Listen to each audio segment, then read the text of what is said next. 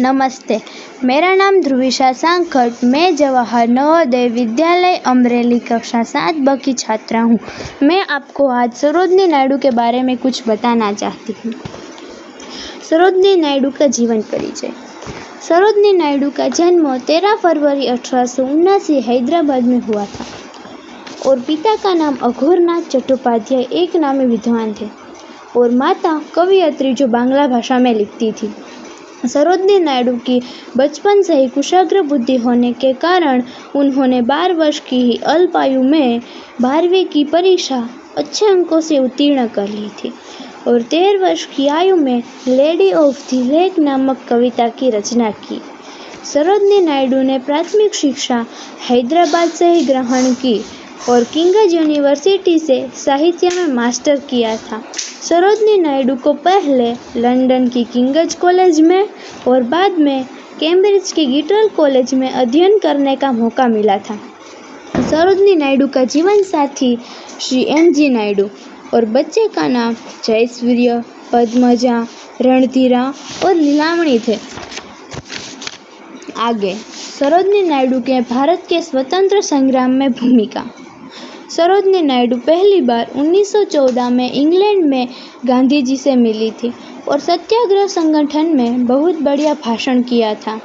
उन्होंने राष्ट्रीय आंदोलन में भी नेतृत्व किया और जेल भी गई थी।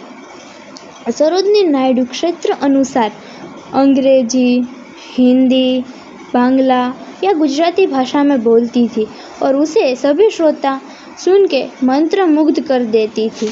अपनी लोकप्रियता के कारण उन्होंने 1926 में कानपुर में हुई कांग्रेस अधिवेशन की अध्यक्ष बनी। सरोजिनी नायडू उत्तर प्रदेश की पहले राज्यपाल भी बनी और भारत की सरकार उनका जन्मदिवस जयंती पर सम्मान किया और डाक टिकट भी जारी की। सरोजिनी नायडू ने the lady of the lake शीर्षक से 1300 पंक्तियों की एक कविता और 2000 पंक्तियों का एक नाटक लिखा था। उन्होंने 1905 में द गोल्डन थ्रोस, 1912 में द बर्ड ऑफ टाइम और 1917 में द ब्रोकन विंग शीर्षक से कविता संग्रह प्रकाशित की। सरोजिनी नायडू एक अंग्रेजी भाषा में भारतीय कवयित्री, स्वतंत्र सेनानी और पहली महिला राज्यपाल थी। उनकी मधुर आवाज़ के कारण उन्हें हिंदी की बुलबुल भी कहा जाता था। भारत की कोकिला उपनाम दिया गया था। भारत सरकार ने 13 फरवरी 1964 को उनकी स्मृति में 15 पैसे का डाक टिकट भी जारी किया था और सरोजिनी नायडू की मृत्यु 2 मार्च 1949 लखनऊ में हुई थी।